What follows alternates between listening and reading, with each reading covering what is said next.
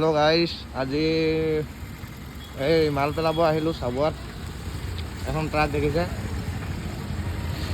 আমাৰ চাবুৱাৰ air force cement লৈ আহিছোঁ। এতিয়া কালি ৰাতিয়ে পালোঁহি 2টামান বজাত।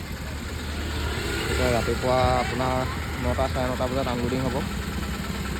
এইফালে এয়াৰফ'ৰ্চটো আছে, এইফালৰ পৰা 4খন ট্ৰাক ৰখি আছে আমাৰ। এইকেইখন বেলেগ বেলেগ মানুহৰ ট্ৰাক, এইবোৰ আহিছে। ভিডিঅ'টো চাই থাকক শেষলৈকে।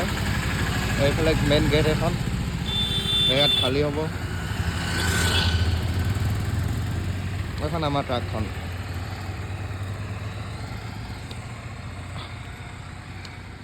আৰু ইয়াত বস্তু পেলাব আহিলে বহুত দিগদাৰ, বহুত মানে চিকিউৰিটি থাকে, বহুত দেৰি ৱেইট কৰিব লাগে।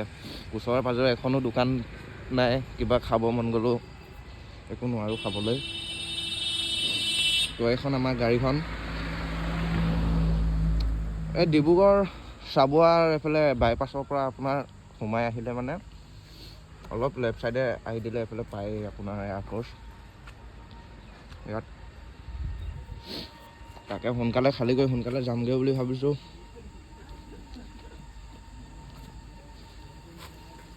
এখন বেলেগ বস্তু লৈ আহিছে। এখন আপোনাৰ চিমেণ্ট সোমাই আছে ভিতৰত, 425 বেগ।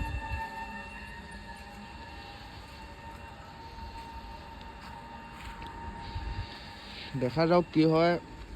এতিয়াতো সোমাব দিয়া নাই, 9:30মান বজাত সোমাব দিম কৈছে। এয়া ৰাস্তাৰ কিনাৰতে আছোঁ আমি। আপোনাৰ ভোক লাগিব ধৰিলে আৰু সেইকাৰণে এতিয়া ভাত শাক বনাবলৈ ষ্টাৰ্ট কৰি দিলোঁ। খাবতো লাগিবই ন, নেখালে নহ'ব। গতিকে এইফালে ভাত শাক বনি আছে, লগৰ এটা আছে, মই আছোঁ, তাৰো বেলেগ গাড়ী, মোৰো বেলেগ গাড়ী।